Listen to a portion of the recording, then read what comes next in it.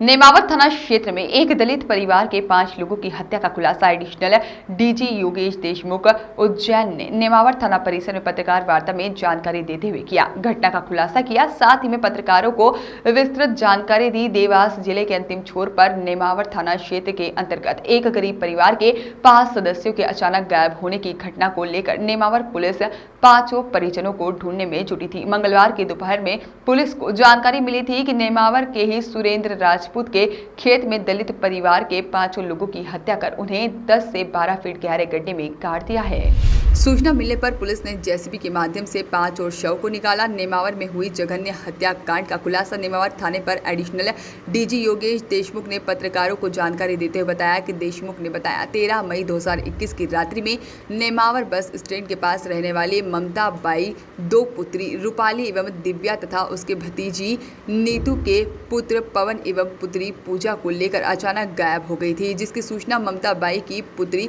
भारती के द्वारा 17 मई 2021 को नेमावर थाने में दी गई थी। पुलिस ने गुम इंसान का मामला दर्ज किया था, जिसकी पुलिस द्वारा जांच चल रही थी। जांच के दौरान सभी संदिग्ध लोगों से पूछताछ की गई और तकनीकी आधार पर जानकारी लेकर पुलिस उक्त परिवार को खोजने का प्रयास कर रही थी। इसी बीच 27 मई 2021 को नीतू थाने आकर अपने पुत्र पवन एवं पुत्री पूजा के अपहरण की आशंका रूपाली के ऊपर जताए जाने पर अपराध दर्ज किया गया और विवेचना में लिया गया। सभी गुमशुदा की दस्तयाबी अनुभागीय अधिकारी पुलिस कन्नौज के नेतृत्व में पुलिस टीम का गठन किया गया तथा मुखबिर तंत्र एवं साइबर सेल के प्राप्त इनपुट के आधार पर होशंगाबाद, हरदा, खंडवा, चोरल, भोपाल, सीहोर तथा इंदौर के कई स्थानों पर पुलिस टीम को भेजकर जानकारियां एकत्रित की गई और संवेदनशीलता से प्रयास किए जा रहे थे। इसी दौरान मुखबिर से प्राप्त सूचना के आधार पर संदेही सुरेंद्र राजपूत ने पुलिस में कड़ाई से पूछताछ करने पर बताया कि सुरेंद्र ने पुलिस को रूपाली उसकी प्रेमिका थी तथा वर्तमान में सुरेंद्र की मंगेतर दिव्यांशी के विरुद्ध इंस्टाग्राम में गलत पोस्ट करने तथा शादी हेतु दबाव डालने से परेशान होकर अपने भाई वीरेंद्र राजपूत तथा विवेक तिवारी, राजकुमार, मनोज करण कोरुकू के साथ मिलकर रूपाली एवं उसके परिजनों की हत्या कर अपने खेत के किनारे में बने 12 फीट के गड्ढे में दबा दिया गया तथा रूपाली के मोबाइल को खंडवा में रहने वाले साथी राकेश निमोरे को देकर विभिन्न दिनांकों में अलग अलग जगह से इंस्टाग्राम पे पोस्ट डालकर पुलिस को भ्रमित करने का काफ़ी प्रयास किया गया और घटना के सभी आरोपी सुरेंद्र राजपूत, वीरेंद्र राजपूत, विवेक तिवारी, राजकुमार, मनोज कोकरू, साथ ही में करण कोकरू, राकेश निमोरे को गिरफ्तार कर घटना में प्रयुक्त सभी साक्ष्य जब्त कर लिए गए हैं। सभी आरोपियों को गिरफ्तार करने में शामिल पुलिस टीम को देवास पुलिस अधीक्षक डॉक्टर शिवदयाल द्वारा पूरे प्रकरण का खुलासा करने एवं सभी आरोपियों को गिरफ्तार करने में शामिल पुलिस टीम को पुरस्कृत करने की घोषणा की गई है। सर्च की गई है तो वृद्ध स्तर पे इस पे जानकारियाँ प्राप्त की गई हैं। हाँ, ये सत्य है कि आरोपी शातिर माइंडसेट के साथ पुलिस को गुमराह करता रहा। रूपाली का मोबाइल ऑन था, वहाँ से पोस्ट डालते रहे, ये दर्शाने के लिए शायद कि वो जिंदा है। तो वो सब एविडेंसेस पुलिस ने कलेक्ट किए हैं और भरसक और अच्छे प्रयासों के बाद पुलिस को ये सफलता मिली।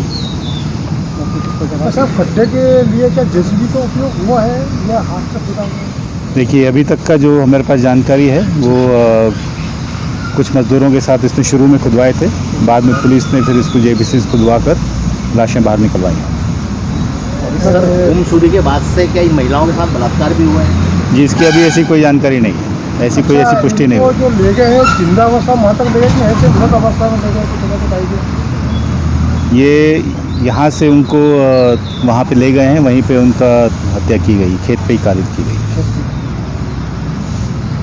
तो ये वारदात को सर 14 तारीख को अंजाम दिया गया या 13 तारीख को? 13-14 की दरमियानी रात थी, उसी दौरान की घटना है।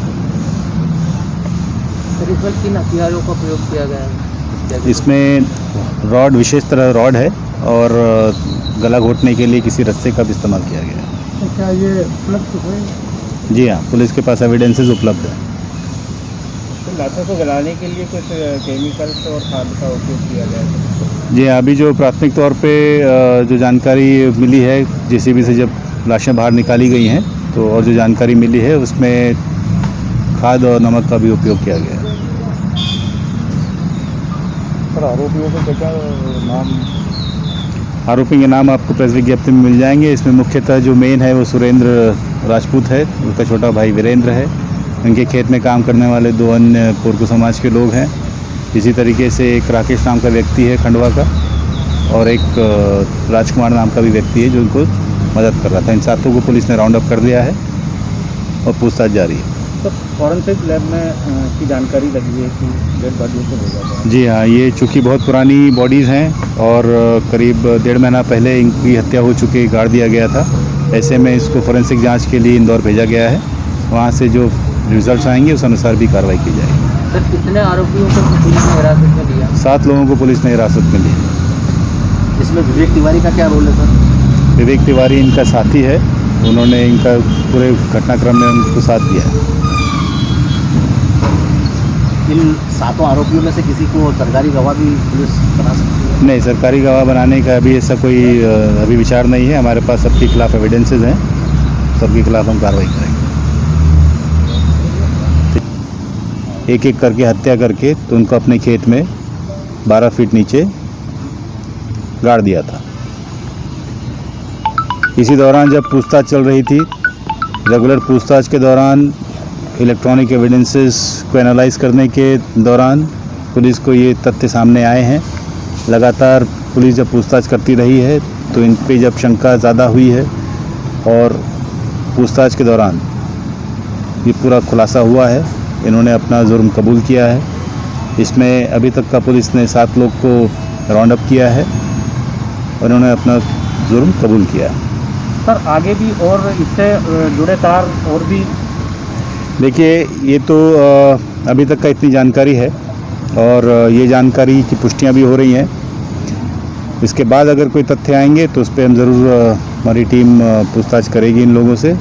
वरना अभी तक जो है इसमें इमीडिएट प्रोवोकेशन वो महिला से के संबंध थे और उससे परेशान होकर इन लोगों ने मिलकर ये वारदात की है। सभी ने अपना अपना रोल अदा किया है और एविडेंस को छुपाने की कोशिश की है, पुलिस को गुमराह करने की कोशिश की है।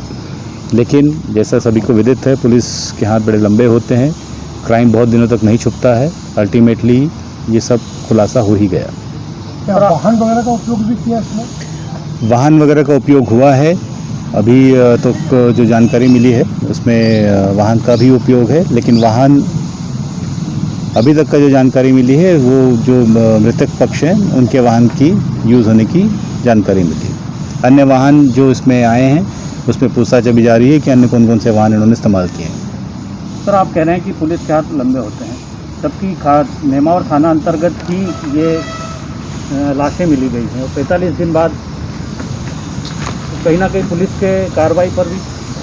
नहीं, पुलिस की कार्रवाई में कोई लताफी नहीं है। मैंने पूरे यहाँ की कल रात को पूरी केस डायरी इनकी देखी है, सभी अधिकारियों से मैंने बात की है।